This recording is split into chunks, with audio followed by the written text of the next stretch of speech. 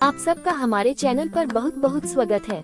यदि आप हमारे चैनल पर नए हैं तो आप चैनल को सब्सक्राइब करना मत भूलें। इसी तरह हम अपनी कहानी की शुरुआत करते हैं। गैनरू आसाम की गारो जनजाति का मुखिया था। वह सबसे धनी था। जनजाति के लोग उसे बहुत मानते थे। उसकी सलाह से ही काम करते थे। गैनरू के एक ही लड़की थी जेमाला। जितनी सुंदर उतनी ही गुणी। नृत्य में तो उससे कोई मुकाबला ही नहीं कर सकता था। कई युवक उससे विवाह करना चाहते थे, पर जेमाला ने अपने प्रेमी से ही विवाह किया। दोनों नृत्य के मुकाबले में मिले थे और तभी विवाह करने का निश्चय किया।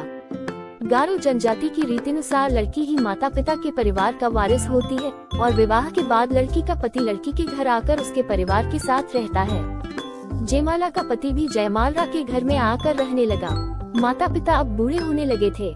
एक दिन गैनरू ने जेमाला को बुलाकर अपनी सारी संपत्ति, घर, खेती, धन सब कुछ उसे सौंप दिया। जेमाला की माँ ने बक्से में से एक सुंदर वस्त्र निकालकर जेमाला को दिए।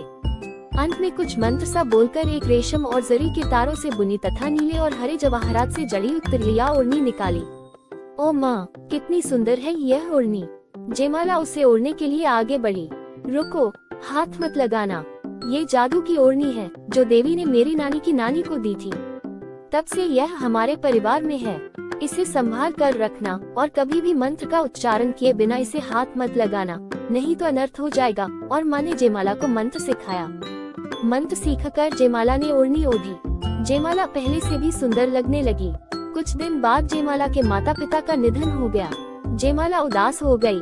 उसका पति उसे खुश रखने का प्रयत्न करता, हर समय उसके साथ रहता। दोनों मिलकर हर कार्य करते। वह गांव के मेलों, उत्सवों में जेमाला को लेकर जाता और उसका मन बहलाता।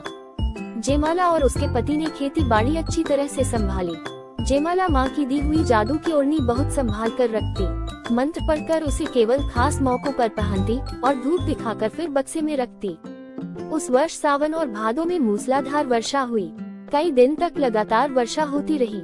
एक दिन अच्छी धूप निकली। जेमाला ने घर के कपड़े धूप में सुखाने के लिए डाले। उसने अपनी बहुमूल्य जादू की ओढ़नी भी धूप में डाली। क्यों न आज मछली ले आऊं। बहुत दिन हुए मछली खाए, सोचकर जेमाला टोकरी और जाल लेकर झींगा मछली पकड़ने नदी पर गई। जाने से पहले उसने पति को बताया, चाहे कितनी भी गीली हो जाए, ओढ़नी को हाथ मत लगाना। पर ये बताना भूल गई कि वह ओढ़नी जादू की है। न ही उसने पति को आवश्यक मंत्र सिखाया।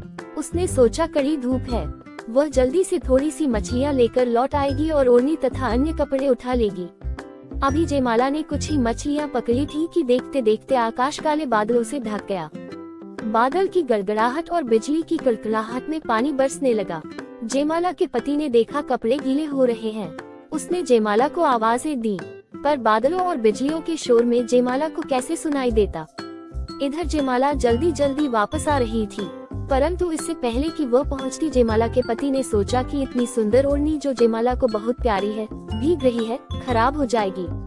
उसने उसे उठाने के लिए जैसे ही हाथ लगाया, ओढ़नी उसके बदन से चिपक गई। आहिस्ते आहिस्ते उसका शरीर बदलने लगा। अब उसका शरीर पक्षी के शरीर में बदलने लगा। उसके रंग बिरंगे पंख निकलने लगे थे। जेमाला वहाँ पहुँची। पति के शरीर को पक्षी के शरीर में बदलते देख वह रोने लगी।